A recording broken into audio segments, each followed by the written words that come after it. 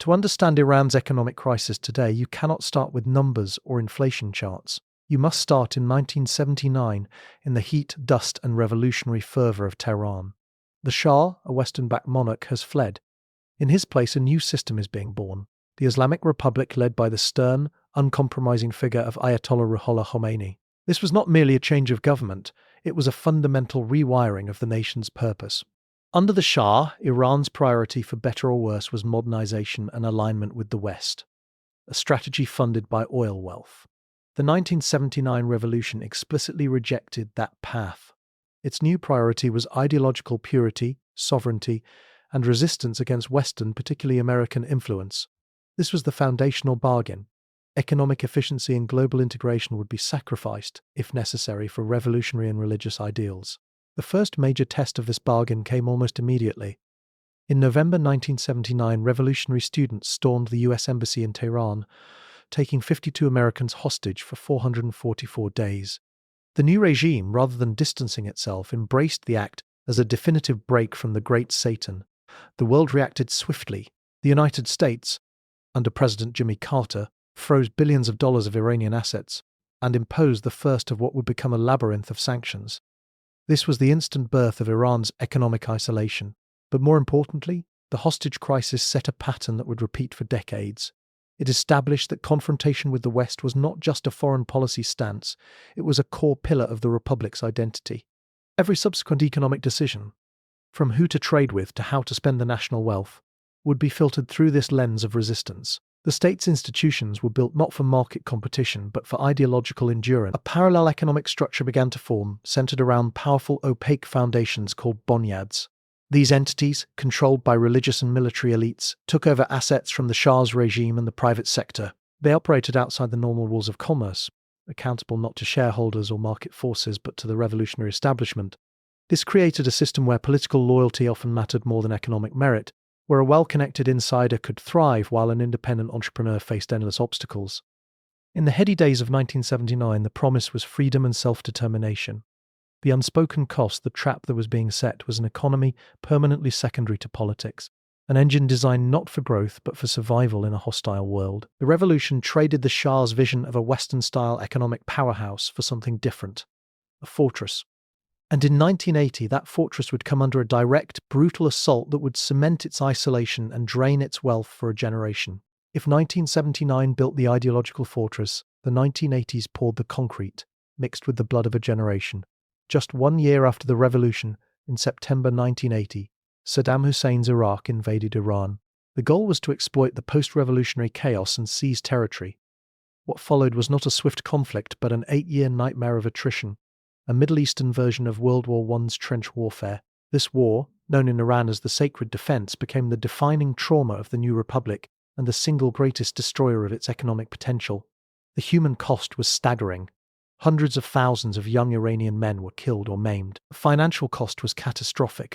Pre-revolution oil savings, estimated in the tens of billions, were exhausted within 2 years. To fund the war machine, the new government had to slash imports of everything from factory machinery to consumer goods. It printed money to pay its bills, igniting the first serious flames of inflation that would never truly be extinguished. The war also perfected the siege economy. With traditional trade routes choked, a class of wartime profiteers emerged, often linked to the newly formed Revolutionary Guard Corps. They mastered the art of smuggling and black market dealings to circumvent shortages. This network, born out of necessity, would later evolve into a permanent, powerful shadow economy. Crucially, the war locked Iran into its isolation. The international community, including the United States, largely backed Iraq. The world watched and often armed Saddam, even as his forces used chemical weapons against Iranian soldiers, a war crime that left deep scars and a lasting sense of injustice. For the Iranian leadership, the war proved their revolutionary narrative. The world was hostile, and the nation must be self-reliant. It justified the consolidation of power in the hands of the security state and the further diversion of resources away from the civilian economy. Factories that could have been making appliances or farm equipment were repurposed for munitions. A whole generation of engineers and scientists focused not on innovation for global markets but on military technology. When a ceasefire finally took hold in 1988, Iran was not defeated, but it was utterly exhausted. Its cities were scarred by missile attacks, its oil infrastructure damaged, and its treasury empty. There was no Marshall Plan to rebuild. Instead, the revolutionary state, having survived the existential threat, emerged more entrenched and more convinced of its resistance doctrine. The IRGC, having grown from a militia into a massive military, industrial, and economic conglomerate during the war, was not disbanded. Its role expanded. It began to win no-bid government contracts for reconstruction, moving into sectors like construction, mining, and telecommunications. The line between defending the nation and controlling its economy became dangerously blurred. The 1980s left Iran with a triple economic legacy: a population accustomed to scarcity and state rationing, a ruling class that saw the economy as an instrument of national security and patronage, and a powerful military institution with a direct stake in perpetuating a state of tension and a closed market. The country emerged from the trenches not to peace and prosperity, but to a permanent Cold War footing. The fortress was standing, but it was cracked, impoverished, and governed by generals and clerics who had learned that economic hardship was a price they could force their people to pay for survival. The stage was now set for the next act. Not a war of missiles, but a war of financial pressure that would push this strained system to its absolute limit. The ceasefire with Iraq in 1988 brought no peace dividend. Instead, the 1990s and 2000s became an era of a slow, grinding siege. One fought not with tanks but with Treasury Department regulations, international banking blacklists, and diplomatic isolation. Iran emerged from the war physically broken but ideologically hardened. The leadership's priority was not economic liberalization or global reconciliation, but consolidation and strategic depth. The Revolutionary Guard, now a veteran force, seamlessly transitioned from defending borders to controlling them, not just militarily, but economically. Through no-bid contracts and the seizure of assets, it built a commercial empire known as the CITAD that stretched across construction, oil, telecommunications, and even the black market. This was the birth of Iran's deep state economy, a vast, opaque network where the lines between military command, political power, and business blurred into one. Profit served patronage, and economic control ensured political loyalty. For an average Iranian businessperson, this meant competing not on quality or price, but on connections. The real power in the economy shifted from the formal government ministries in Tehran to the guarded headquarters of IRGC-linked holding companies. This closed system might have persisted in a bubble, but Iran's foreign policy guaranteed it would not. The pursuit of a nuclear program viewed by the West as a cover for weapons development, and unwavering support for allies like Syria's Assad regime and Hezbollah, painted a giant target on the country's economy. The international response was a financial straitjacket, tightened turn by turn. In 1995, President Clinton banned all U.S. trade with Iran. In 2006, the United Nations Security Council imposed its first sanctions, targeting Iran's nuclear and missile programs. But the true game changer came in 2012. The US and European Union engineered a masterstroke. They disconnected Iran from the global financial nervous system, the SWIFT banking network, and imposed a crippling embargo on Iranian oil exports. This was not a traditional sanction, it was a systemic exile. The effect was instantaneous and devastating. Iran's lifeblood oil revenue plummeted by over 50%. The national currency, the rial, went into freefall, losing nearly 80% of its value against the dollar in 2 years. Overnight, the savings of the middle class evaporated. Imported goods, from life-saving medicines to industrial spare parts, vanished or became prohibitively expensive. Inflation rocketed into the 30–40% range. The state's response was a combination of brute force and economic band-aids. It poured its dwindling reserves into defending the rial's arbitrary official rate, a policy that mainly benefited insiders with access to cheap dollars. For the public, the government slashed subsidies on fuel and bread, a necessary economic step but one executed with such sudden brutality that it triggered waves of street protests. The social contract, already strained, was fraying. People weren't just getting poorer, they were watching a connected elite. They were watching a connected elite grow conspicuously wealthy through sanctions-busting smuggling operations. The term Agazadeh, meaning noble-born, a derogatory reference to the children of officials living in luxury, entered the popular lexicon, symbolizing a deep-seething resentment against a system perceived as fundamentally corrupt. Yet within this pressure cooker, a remarkable paradox thrived: a resilient, adaptive, informal economy. When formal banks were paralyzed, a complex network of underground money exchanges in Tehran's Ferdowsi Square kept capital flowing. When official imports froze, smugglers in the Persian Gulf and along the eastern borders ran a shadow supply chain for everything from smartphones to refrigerators. This resilience, however, came at a profound cost. It further enriched the security-connected elites who controlled the smuggling routes, and it normalized a chaotic, rule-free form of commerce that discouraged any long-term productive investment. The economy was learning to survive, but it was forgetting how to grow. By 2013, the strain was showing on the regime itself. The sanctions were so effective they brought Iran to the negotiating table. This led to the 2015 nuclear deal, the JCPOA. For a brief moment, the siege seemed to lift. Billions in frozen assets were released. Oil tankers returned to international waters, and European trade delegations flocked to Tehran. There was a palpable, hopeful belief that after decades, Iran might finally choose a different path, one where its economy could breathe and its people could prosper. That hope would prove to be tragically short-lived. The period from 2015 to 2018 was a tantalizing, painful glimpse of an alternate reality. With the implementation of the nuclear deal, sanctions were suspended. Iran's oil flooded back into the market, and its banks tentatively reconnected to the world. Foreign investors, from plane manufacturers to hotel chains, saw a market of 80 million people finally opening up. On the streets of Tehran, there was a cautious optimism. The value of the rial stabilized. Shop shelves empty for years began to fill with imported goods. It felt like a thaw, a long-awaited spring after a bitter winter. But this interlude was poisoned from within by the unresolved contradictions of the system itself. The powerful IRGC economic conglomerates, which had thrived in the shadows of isolation, viewed this opening as a direct threat. Competition from foreign companies and a normalized private sector would undermine their monopolies. Simultaneously, the more hardline political factions saw the diplomacy and engagement as a dangerous softening of the resistance ideology. They worked to sabotage its benefits, testing ballistic missiles and maintaining regional provocations, giving ammunition to the deal's opponents abroad. That opposition found its champion in Washington. In May 2018, President Donald Trump fulfilled a campaign promise and withdrew the United States from the nuclear accord. He did not just revert to the old sanctions. He launched a policy of maximum pressure designed to collapse the Iranian economy and force a complete capitulation or regime change. The new sanctions were more sophisticated and brutal than before.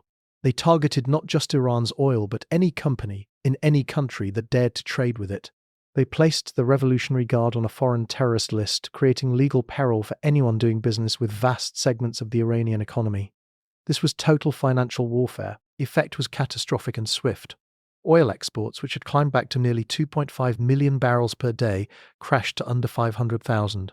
The rial entered a death spiral, losing another 70% of its value. Annual inflation skyrocketed, officially hitting over 40%, but with staples like meat and dairy seeing prices triple or quadruple in real terms. The brief window of hope slammed shut, and the resulting economic whiplash devastated public morale more deeply than the first wave of sanctions ever had. What followed, from 2018 onward, was a descent into a perfect storm. The state, its coffers drained, printed money to fund its budget, hypercharging inflation. It imposed harsh austerity, again cutting subsidies and introducing painful new taxes, which sparked nationwide protests like those in November 2019, met with a severe and bloody crackdown. The COVID-19 pandemic then hit a population already weakened by economic despair and a healthcare system crippled by sanctions. Meanwhile, the regime's regional commitments became a dizzying financial vortex.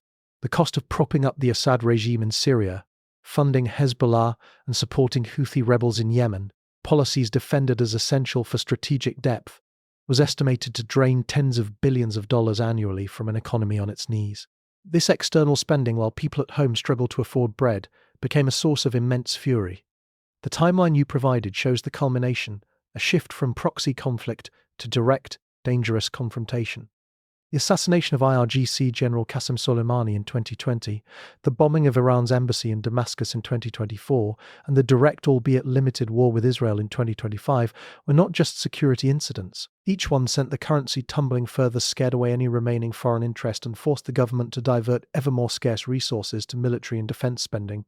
The economy became a hostage to geopolitics. Every external strike was met with internal tightening. The dream of the 2015 deal was dead, replaced by a grim reality of permanent crisis management.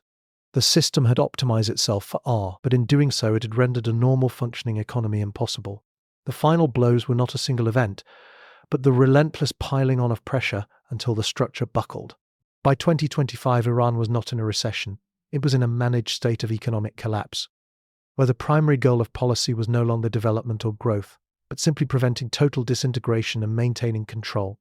To reduce this crisis to charts of GDP or inflation rates is to miss its true essence.